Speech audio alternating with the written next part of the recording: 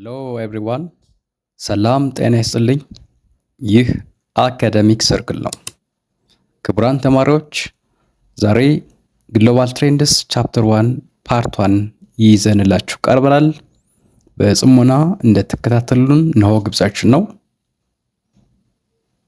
ቻፕተር 1 አንደርስታንዲንግ ኢንተርናሽናል ሪሌሽንስ የሚል ይሆናል።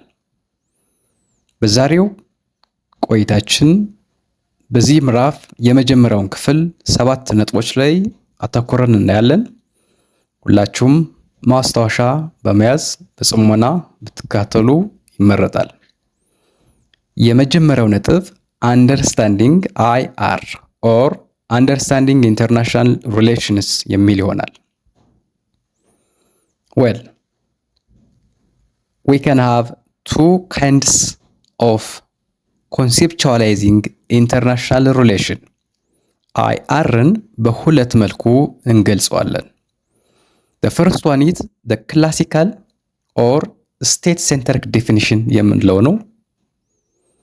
According to classical definition, IR is the study of the relations of states primarily in diplomatic, military and strategic terms. So የመጀመሪያው ጽንሰ ሐሳብ ምንድነው? በስቴትስ ወይም በሀገራት መካከል የሚደረግ ኢንተራክሽን ነው። በምን ይገለጻል ካልን በዲፕሎማቲክ፣ በሚሊተሪ፣ በስትራቴጂክ ወይም በሌላ መልኩ ሊገለጽ ይችላል ማለት ነው። Or IR is a discipline chiefly concerned with what states do on the world stage and in turn how their actions affect other states. So ይሄ ስቴት ሴንትሪክ የሆነ ወይም ክላሲካል የሆነው ዴፊኒሽን ሜንሊ ፎከስ የሚያደርገው በስቴቶች መካከል ስላለው ኢንተራክሽን ወይም ሪሌሽን ይሆናል ማለት ነው። So it is state centric ነው ወይም ስቴት ላይ ማዕከላዊ ያደረገ ነው ይህ ጽንሰ ሐሳብ ማለት ነው። ለምን ካል it confined the relevant unit of analysis to the state. ዋና የትንታኔ ማዕከላዊ ነጥቡ ስቴት ላይ ብቻ የሚያጠነጥን ስለሆነ ስቴት ሴንትሪክ የሚል ስያሜም ተሰጥቶታል ማለት ነው። በጣም ጥሩ። The definition do not subsume the roles of other non-state actors like non-governmental organizations, intergovernmental organizations, multinational corporations and others. So this kind of definition is exclusive. ስለዚህ ይሄ ኤክስክሉሲቭ ነው፣ አካታች የሚባል ጽንሰ ሐሳብ አይደለም ማለት ነው። ሁለተኛው ኮንቴምፖራሪ አንደርስታንዲንግ ኦፍ IR ነው which is more wider and more holistic kind ነው። ይሄ ጠቅለል ያለና ብዙ ጽንሰ ሐሳቦችን ገላጭ የሆነ አተያይ ነው ማለት ነው። በዚህ መሰረት IR is a political and social interaction of states and non-state actors and individuals in international arenas. So here we do have state actors, non-state actors and individuals. So በዚህ አረዳድ መሰረት ስቴት አለ፣ non-state አክተሮች አሉ፣ ኢንዲቪጁዋል አለ ማለት ነው። በእነዚህ መካከል የሚደረገው ኢንተራክሽን ኢንተርናሽናል ሪሌሽንስ ብለን ልናበራራው እንችላለን ማለት ነው። And most importantly, IR is the study of who gets what, when and how. This is the most plausible definition for IR. ይሄኛው በጣም የተሻለ የሚባለው ጽንሰ ሐሳብ ነው። ምንድነው የሚለው? The study of who gets what, when and how. እነዚህን እናብራራቸው፣ እጅግ ጠቃሚ ነጥቦች ናቸው። Who implies the actor behind the international relations. እዚህ ጋር አክተሮች አሉ፣ ተዋንያን አሉ። ስቴት አክተር እና ነን ስቴት አክተር ብለን በሁለት እንከፍላቸዋለን። What implies goals actors sought to achieve. ይሄ እያንዳንዱ አክተር አቺቭ ሊያደርግ የሚፈልገው መዳረሻ ወይም ጎል አለው፣ እሱን ያመለክታል። What ወይም ደግሞ ታይም ፍሬምወርኩን ያሳያል ማለት ነው። and how ኢንስትሩመንቱ ሀገራት፣ ግለሰቦች እሳቢያቸውን ፍላጎታቸውን ለማሳካት የሚጠቀሙት ኢንስትሩመንት ምንድነው ነው? ሚሊታሪ ነው? ፕሮፓጋንዳ ነው? ዲፕሎማሲ ነው? ወይስ ኢኮኖሚክ ሜጀር ነው? እሱን ያብራራል ማለት ነው። ስለዚህ ኢንተርናሽናል ሪሌሽን በዚህ መልኩ ኮንሴፕቹዋላይዝ ልናደርገው እንችላለን ማለት ነው። ጥሩ ሁለተኛው ነጥብ ፋውንዴሽናል ኩዌሽንስ ኦፍ ኢንተርናሽናል ሪሌሽንስ አይአር ውስጥ መሰረታዊ የሚባሉ ጥያቄዎች አሉ። እነዚህ ምንድን ናቸው? ይህ ዲሲፕሊን የሚመልሳቸው የሚያብራራቸው ጉዳዮች አሉ ማለት ነው። የመጀመሪያው ሃው ካን ሂውማን ኔቸር ቢ ካራክተራይዝድ ያ ሂር ሂውማን ኔቸር ወይም ደግሞ የሰዎች ባህሪን ኢቫሉዌት ያደርጋል ማለት ነው። ለምሳሌ በአይአር ቲዮሪ ውስጥ ሪያሊስቶች ሂውማን ኔቸር ኢጎስቲክ ነው፣ ሰልፍ ሴንተርድ ነው፣ ፓወር ሲኪንግ ነው የሚል እሳቤ ያላቸው ማለት ነው ስለ ሂውማን ኔቸር። ሊበራሎች ደግሞ በተለየ መልኩ ኖ ሂውማን ኔቸር ኢዝ ኮኦፕሬቲቭ ነው፣ በጎ የሆነ ኦፕቲሚስቲክ የሆነ ቪው አለው የሚል እሳቤ ያላቸው ማለት ነው። ሶ አይአር ከሚጠይቃቸው ጥያቄዎች እና መልስ ከሚፈልግላቸው ጉዳዮች ውስጥ አንዱ ሃው ካን ሂውማን ኔቸር ቢ ካራክተራይዝድ የሚል ይሆናል ማለት ነው። ሁለተኛው ዋት ኢዝ ዘ ሪሌሽንሺፕ ቢትዊን ኢንዲቪጁዋልስ ኤንድ ሶሳይቲ ሶ በሶሳይቲ እና በኢንዲቪጁዋል መካከል ያለው ኢንተራክሽን ምን አይነት ነው ለሚለው ጥያቄ መልስ ይፈልጋል።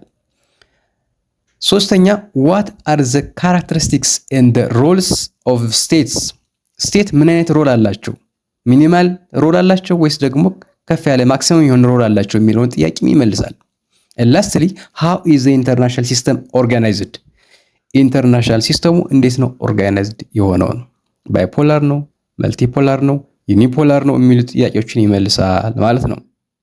ጉድ the third concern is historical development of IR እንግዲህ IR የሚባለው ዲሲፕሊን ወይም የትምህርት መስክ እንዴት ነው አመጣጡ የሚለውን ጥቂት እናያለን። It occurred at the end of the First World War in 1990 at the University of Wallace ስለዚህ IR as a discipline came into being after World War First ከአንደኛው የዓለም ጦርነት ማግስት የተወለደ የትምህርት መስክ ነው ማለት ነው። ለምን ከተባለ to deal with international conflict or war and secure peace የጦርነት ምንጩ ምንድነው መፍትሄውስ የሚለው ላይ አተኩሮ የተመሰረተ የጥናት መስክ ነው ማለት ነው። It focused on the cause and lesson of World War First, preventing war, institutional order to secure peace using international organization the like League of Nations League of Nations ማለታችን ነው እዚህ ጋር።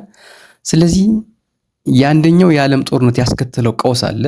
እሱን ተከትሎ ለዛ ጦርነት መንስኤው ምንድነው፣ መፍትሄው ምንድነው የሚለው ላይ ተንተርሶ የተመሰረተ የጥናት መስክ ነው።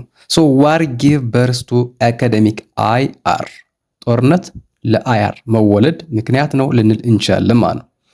ሪስፖንሱን ሲሰጥ ምንድነው የጦርነት ምንጩ ብሎ ከጠየቀ በኋላ ምላሽ ሲሰጥ war was partly the result of international anarchy and partly the result of misunderstanding, miscalculations and recklessness on the part of the politician እንደዚህ የሚል ኮንክሉዥን ላይ ተደርሷል ማለት ነው። ስለዚህ መፍትሄውን ጭምር ለመጠቆም ይህ ዲሲፕሊን እንዲመጣ ሆኗል ማለት ነው።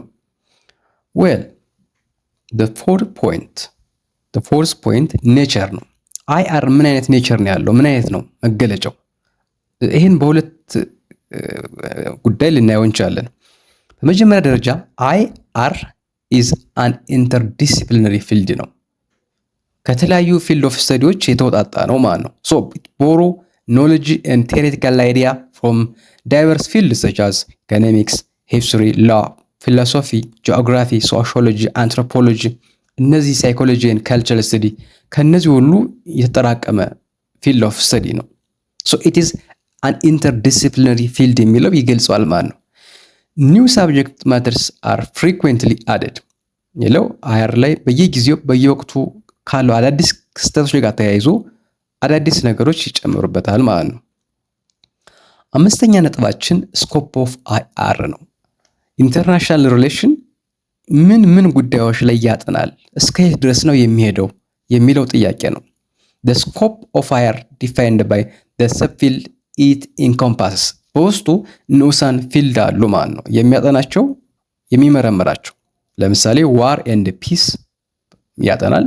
ኢንተርናሽናል ፖለቲካል ኢኮኖሚ ይሄ ደግሞ the interaction between state and market ያለው ማለት ነው። human welfare አት ግሎባል ሌቭል ዋር ኤንድ ፋሚን ጋር ተያይዞ እነዚህን ጉዳዮች ያጠናል። ግሎባል ዋርሚንግ ጋር ኢንቫይሮንመንታል ኢሹዎች ማለት ነው። ጀንደር ፐርስፔክቲቭ ጋር አይአር ኮንሰርን ያደርጋል ያጠናል። ሌላው ኢንቫይሮንመንታል ኢሹስ ኤትኒስ አይደንቲ ፖለቲክስ፣ ቴሮሪዝም፣ ሪሊጂየስ ሪቫይቫሊዝም ኤንድ ፈንዳሜንታሊዝም እነዚህን ጉዳዮች ሁሉ አጠቃሎ የሚያጠና የትምህርት መስክ ነው ማለት ነው። ስድስተኛ አክተርስ ኦፍ አይአር ነው። በኢንተርናሽናል ሪሌሽን ውስጥ ተዋናይ የምንላቸው እነማን ናቸው ነው። አክተርስ አር ግሩፕ that seek to achieve goal by either cooperating or conflicting with others in a policy context in international relation። ስለዚህ እና አክተሮች ተዋናይ የምንላቸው ወይ ኮኦፕሬት በማድረግ ወይም ደግሞ ሚሊታሪ ዲፕሎይመንት ኮንፍሊክቲንግ ወይም ዋር በመጠቀም ጎላቸውን አቺቭ ያደርጋሉ ማለት ነው። ስለዚህ አክተር የምንላቸው these are groups who seek to achieve their goal ነው። ጎላቸውን ለማድረግ የሚንቀሳቀሱ ናቸው። በምን either peacefully or through conflictual way ማለት ነው። we do have two actors primarily ሁለት አክተሮች አሉን በኢንተርናሽናል ሪሌሽን ቦልድሊ የምናውቃቸው። አንደኛዋ ስቴት አክተር ነው the primary actor in international relation ተቀዳሚ ዋና ተዋናይ የምንለው ስቴትን ነው። state is a sovereign actor with a central government ruling over a population and territory እንደዚህ ነው የሚገልጸው ሄንደርሰን። or it is a modern state exercise sovereign power over its territory and people ሶቨርን የሆነ ሉዓላዊ የሆነ ሌላው የማይጋፋ ፓወር አላት ስቴቷ ማለት ነው within its geographic area. It is the highest and supreme institution both at domestic and international level. ስለዚህ ስቴት ዶሜስቲክ ሌቭልም ኢንተርናሽናል ሌቭልም ሶቨሪን ስለሆነች ዋና ተዋናይ ተደርጋ ትወሰዳለች ማለት ነው። ሌላው the state actors include the individual leaders as well as bureaucratic organizations such as foreign minister that act in the name of the state. ስቴት አክተር ስንል ስቴት ኦን ቢሃፍ ኦፍ ዘ ስቴት ስቴቷን ወክለው ሪያክት የሚያደርጉ ኢንቮልቭ የሚያደርጉ አሉ ማለት ነው። ፕሬዚዳንት ሊሆን ይችላል፣ ፕራይም ሚኒስተር ሊሆን ይችላል፣ ኦር ፎሬን ሚኒስተር ሊሆን ይችላል። እነዚህ ሰዎች በተለያየ ዓለም አቀፍ ጉባኤዎች ላይ ሲሳተፉ they are on behalf of the state ነው፣ እንደ ግለሰብ ሳይሆን እንደ ሀገር ስለሆነ ነው። ስለዚህ ስቴት አክተር የምንለው ይሄ ነው። ሁለተኛ ነን ስቴት አክተርስ የምንላቸው ናቸው። actors that cross national boundary and frequently jostle with state over policy outcomes እነዚህ ከስቴት ውጭ ሆነው ግን ደግሞ ክሮስ ባውንደሪ ሆኑ ድንበር ተሻጋሪ ሆነው የስቴትን ዲሲሽን ኢንፍሉዌንስ ሊያደርጉ የሚችሉ አክተሮች ናቸው ማለት ነው። ኤትኒክ ግሩፕስ ሊሆኑ ይችላሉ፣ ሎካል ገቨርንመንትስ፣ ኢንዲቪጁዋልስ፣ ኢንተርገቨርንመንታል ኦርጋናይዜሽን፣ ኢንተርገቨርንመንታል ነን ገቨርንመንታል ኦርጋናይዜሽን፣ መልቲናሽናል ኮርፖሬሽንስ፣ ቫሪየስ ቸርችስ፣ ቴሬስ ኦርጋናይዜሽን በአጠቃላይ በበጎም ይሁን በመጥፎ በዓለም አቀፍ ግንኙነት ላይ ሚና ተጽዕኖ ያላቸው በሙሉ ነን ስቴት አክተርስ ተብለው ይጠራሉ ማለት ነው። ኢቭን ቴሮሪስት ግሩፕስ ሃቭ ሮልስ ኢን ዲተርማይኒንግ ኢንተርናሽናል ሪሌሽንስ በሀገራት መካከል የሚደረገው መስተጋብር አሸባሪ የሚባሉ ቡድኖች ሳይቀሩ ሚና አላቸው። ኢንዲቪጁዋልስ በጣም ተጽዕኖ ፈጣሪ የሚባሉ ግለሰቦች በዓለም አቀፍ የፖለቲካ ኢንተራክሽን ወይም መስተጋብር ውስጥ ሚና አላቸው ማለት ነው። ሰባተኛው ሌቨልስ ኦፍ አናሊሲስ ነው መጨረሻ ላይ የምናየው። ሌቨል ኦፍ አናሊሲስ the multiplicity of influence actors and process in IR need to categorize them into different level of chunks በኢንተርናሽናል ሪሌሽን ውስጥ ብዙ ኢንፍሉዌንስ ብዙ አክተሮች እና የተለያየ ፕሮሰስ አለ ማለት ነው። ስለዚህ እሱን ለማጥናት መደብ ወይም ሌቭል ማውጣት አስፈላጊ ነው የዚህ ሐሳቢ መነሻ። so level of analysis ስንል a perspective on international relation based on a set of similar actors or process that suggest possible explanation to why questions why ለሚሉ ጥያቄዎች ለማብራራት level of analysis እናያለን ማለት ነው። it enables us to determine what decisions are made by whom and under what constraints ስለዚህ እያንዳንዱ ዲሲሽን ሲወሰን what kind of decisions are made and who is the decision maker and under what circumstance የሚሉ ጥያቄዎችን እያበላላን የምንመልስበት ነው ማለት ነው። and therefore there are three main level of analysis። የመጀመሪያው ኢንዲቪጁዋል or macro or first stage level ይባላል። here we look at the behaviors, motivations, nature of humans, choice, ability, unique personality, biography, aim, belief and orientation of the individual from where we can create an account of world event። እንግዲህ ኢንዲቪጁዋል ሌቨል አናሊሲስ የምንለው ሴንተር ላይ ያለው ኢንዲቪጁዋል ነው ማለት ነው። ኢንዲቪጁዋልስ አር አት ዘ ሄርት ኦፍ አናሊሲስ። የግለሰቦች ቢሄቪየር፣ የግለሰቦች ሞቲቬሽን፣ አስተዳደጋቸው፣ አመራረጣቸው፣ ያላቸው ባዮግራፊ በአጠቃላይ ዓለም ላይ ለሚደረገው ውሳኔ በጎ ወይም መጥፎ ኢምፕሊኬሽን አለው ማለት ነው። ኤግዛምፕል the level of analysis might explain World War II by examining the role of Adolf Hitler። እንግዲህ የአዶልፍ ሂትለርን ባዮግራፊ፣ ፐርሰናል ቢሄቪየር ኤግዛምን በማድረግ የሁለተኛው የዓለም ጦርነትን ኤክስፕሌን ልናደርግ የምንችልበት ሁኔታ አለ ማለት ነው። taking into account the personal behavior, the personal motivation, nature and his biography። ስለዚህ እዚህ ጋር አንድን ፖለቲካዊ ክስተት ስናብራራ ፍሬምወርካችን ምንድን ነው ማለት ነው? የግለሰቦቹ ማንነት ነው ማለት ነው። the identity, the personality of an individual is at the heart of individual level analysis። the second state or meso or second image analysis ይባላል። ይሄ በሲስተም ሌቭል እና በኢንዲቪጁዋል ሌቭል መካከል ያለ ነው። the state level analysis focus on state። ይሄኛው የአናሊሲስ ወይም የትንታኔ ማዕከላዊ ነጥቡ ምንድነው ካላችሁኝ the state is at the center of analysis። so state level analysis contends that states are relatively free to decide what policy to follow up። ስለዚህ ሀገራት ሙሉ ነፃነት አላቸው ነው የሚያወጡትን ፖሊሲ በማስተግበር ረገድ። it may look at how states interact with each other to deal with the crisis። ሀገራት እርሳቸው ያላቸው መስተጋብር እንዴት ነው የሚለውን ጥያቄ ያነሳል። it requires a careful consideration of what kind of state we are looking at። what kind of state የስቴቷ ሚና ምን አይነት ነው? ስትሮንግ የሆነ ሚና ያላት ወይስ ደግሞ ዊክ? ኢኮኖሚካሊ ዌል ኢኩፕድ ናት ወይስ አይደለችም? so what type of state is it? ዴቨሎፒንግ ናት ወይስ ዴቨሎፕድ ናት? ስለዚህ የስቴቷን ካፓቢሊቲ ኮንሲደር እናደርጋለን። ጂኦግራፊክ ፖዚሽን ማተር ያደርጋል። አንድ ሀገር ያለበት የጂኦግራፊክ ሎኬሽን ማተር የሎት ኢን ጂኦፖለቲክስ። ፎር ኤግዛምፕል ኢትዮጵያን ብንወስድ ኢትዮጵያ ፋውንድ at the heart of the horn of Africa። የአፍሪካ እምብርት ላይ ለሬድ ሲ ቅርበት ላይ የምትገኝ ሀገር ናት። ስለዚህ ጂኦግራፊው በራሱ ማተር ያደርጋል ማለት ነው።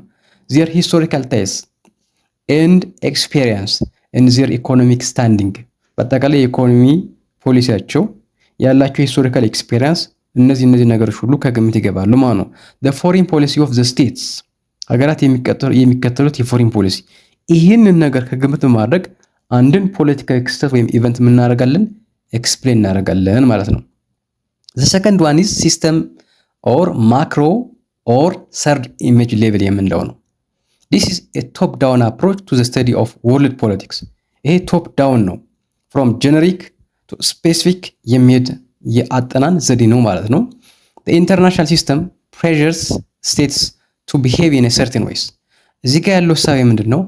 ዓለም አቀፉ አሰላለፍ የዓለም አቀፉ ተጽዕኖ በአጠቃላይ የዜጎች የሀገራትን የፖሊሲ ቾይስ ዲተርማይን ሊያደርግ ይችላል ማለት ነው። the international system, the overall map of the international system may determine the choice of specific or single states። ስለዚህ ሀገራት ፖሊሲያቸውን ዴቨሎፕ ሲያደርጉ ዓለም አቀፉን የፖለቲካል ኢኮኖሚ አሰላለፍ አይተው ነው። ስለዚህ ኢንተርናሽናል ሲስተሙ በራሱ ተጽዕኖ አለው ነው። the international system is the cause and state behavior is the effect። ስለዚህ ኢንተርናሽናል ሲስተሙ የሚያሳድረው ኮዝ ይኖራል፣ ፖዚቲቭ ኦር ኔጌቲቭ ኮዝ ይኖራል። ዘን ስቴቶች ደግሞ ምን ያደርጋሉ? they devise their policy according to the international system።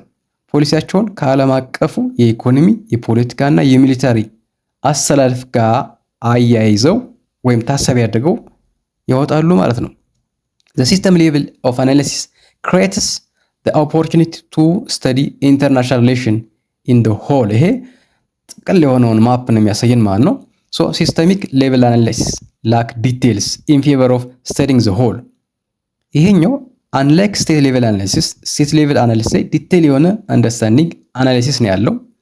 ሲስተም ሌቭል ላይ ግን the whole image ወይም ዓለም አቀፉን ጥቅል የሆነ ኢሜጅ ስለሚያመጣ ዲቴል የሆነ ኤክስፕላኔሽን የለውም ማለት ነው። so it lacks detail ለምን because it studies the whole ነው። ሌላው characteristics of the international system የሚለውን ነው የምናየው። በሁለት መልኩ ሊገለጽ ይችላል የኢንተርናሽናል ሲስተሙ። there is a horizontal authority structure horizontal የሆነ ስትራክቸር አለ ማለት ነው። there is no higher authority that exercise power over a sovereign state። ከዌስትፋሊያ ትሪቲ በኋላ ሀገራት ሉዓላዊ ናቸው። ስለዚህ አንዱ የበላይ ሌላው የበታች ተብሎ አይታሰብም at least in principle። ስለዚህ የፓወር ስትራክቸሩ ምንድነው? ሆሪዞንታል ነው ማለት ነው። በፕሪንሲፕል ደረጃ ሁሉም ሀገሮች እኩል ሉዓላዊ ናቸው የሚል እሳቤ ስላለ ማለት ነው። ሌላው ነጥብ ሲጋ የምናየው nature and influence of actors ነው። here we are advised to base our explanation on what roles all these actors contribute to the occurrence or resolution of international phenomena like war. so role and number of system poles ነው እዚህ ጋር ያለን ኤክስፕላኔሽን። ሮላቸው ምንድነው? number of poles። በዚህ መሰረት ሶስት አይነት አከፋፍላለን based on pole, based on number of actor and system pole። የመጀመሪያው ዩኒፖላር ሲስተም የምንለው ነው። ዩኒፖላር ዩኒ means one። so ዩኒፖላር ሲስተም ነው ከተባለ ዓለም አቀፉ ስርዓት it is dominated by one super power። በዩኒፖላር የዓለም አቀፍ ስርዓት ወይም ስትራክቸር there is single power or empire አለ ማለት ነው። አንድ ማዕከላዊ የሆነ ፓወርፉል የሆነ ስቴት አለ ማለት ነው። hegemonic act or prevent or resolve conflicts by serving as the police agent of the world። እዚህ ጋር አንድ ሄጅሞን የሆነ ወይም የበላይ የሆነ ልዕለ ኃያል የሆነ ሀገር አለ ማለት ነው። ሶ ይሄ ሄጅሞን የሆነው ሀገር አክት የሚያደርገው ሊፈጠሩ የሚችሉ ኮንፍሊክት ግጭቶችን as a police agent of the world ነው። የዓለም አቀፉ ማህበረሰብ ፖሊስ ሆኖ ያገለግላል ማለት ነው። so the distribution of power is determined by the single power super power። ያ ሲንግል ሱፐር ፓወር ያለው ሀገር የፓወር ዲስትሪቢዩሽኑን ዲተርማይን ያደርጋል ማለት ነው። so power structure is hierarchical ነው። ምን ማለት ነው? hierarchical ነው ስንል የስልጣን ሰንሰለት ያለው ነው። ከላይ ቶፕ ሲንግል ሱፐር ፓወር አለ፣ ባወረድ እስከታች ሰንሰለቱን ጠብቆ ይወርዳል ማለት ነው። no alliance exists because the hierarchy is ruled by one center of power። አሊያንስ የለም ውግንና ማለት ነው። የተወሰነ ቡድን ሚስተር ኤክስ ኤክስ የተባለ ሀገር ወግኖ ሌላው ደግሞ ዋይ የተባለ ሀገር ወግኖ የሚቆምበት አሊያንስ ወይም ትብብር የሚፈጠርበት ስርዓት አይደለም ዩኒፖላር ሲስተም የምንለው። ለምን ከተባለ there is one single power from the very beginning። አሊያንስ ለመፍጠር ሁለት ወይም ከዛ በላይ የሆኑ ፓወር ወይም ሀገራት መኖር አለባቸው፣ ሱፐር ፓወር መኖር አለባቸው ማለት ነው። ለምሳሌ the Roman and the Ottoman Turkey which are same sort of world power at various epochs። በተለያየ ዘመን የሮማን ኤምፓየር የኦቶማን ተርኪ ስናይ ሲንግል ፓወር ሆኖ የወጡ ናቸው ማለት ነው። ስለዚህ አንድ ሲንግል ፓወር ስላለ ውግንና አሊያንስ የሚባል ነገር የለም ማለት ነው። ሁለተኛው ባይፖላር ሲስተም የምንለው ነው። ባይ implies two የሚል ጽንሰ ሐሳብ እንዳለው ይታወቃል። so here the international system is dominated by two contending super powers። እዚህ ጋር ሁለት ተቀናቃኝ ሱፐር ፓወሮች ይኖራሉ ማለት ነው። two coalition ይኖራል ወይም አሊያንስ ይኖራል ማለት ነው። formed and headed by two super powers። እዚህ ጋር ሁለት ፖል አለ ማለት ነው። ቀደም ምንድን ያለው ሲንግል ፖል ነው ያለው፣ እዚህ ጋር ሁለት ፖል አለ ማለት ነው። ስለዚህ አንደኛው የተወሰነው ስቴት ለአንዱ ፖል፣ የተቀረው ስቴት ደግሞ ለተቀረው ፖል በሁለት ጎራ ወይም በሁለት አንጃ የተከፈለ የዓለም ስርዓት ወይም ሲስተም አለ ማለት ነው። so ideological ties within the block ብሎኩ አንድ ሀገራት አሊያንስ ሲፈጥሩ ውግንና መሰረታቸው ምንድነው? ያለው አይዲዮሎጂካል ታይ ነው። የፖለቲካ ፍልስፍናቸው ማለት ነው። ኮሚኒዝም ከሆነ ለምሳሌ ኮሚኒስት ሀገሮች በአንድ ወገን፣ ካፒታሊዝም ደግሞ በሌላ ወገን ይሰልፋሉ ማለት ነው። አሊያንስ አር ሄራርኪካሊ ኦርጋናይዝድ ዊዝን ቱ ፓወር። አሊያንስ አለ ውግንና፣ ኦርጋናይዝ የሚሆነው ደግሞ በሁለቱ ሱፐር ፓወሮች ሰንሰለት ላይ ተመስርቶ ይሆናል ማለት ነው። there is conflict between the two coalition or blocks። እዚህ ጋር ሁለት ብሎክ ወይም ፖል ስላለ በሁለቱ መካከል ምን አለ? መጋጨት ይኖራል ማለት ነው። ለዚህ ምሳሌ አብይ ምሳሌ ሊሆን የሚችለው the era of cold war ነው። the states that allied to either of the two become the satellites and acquired huge military, financial and political support or assistance።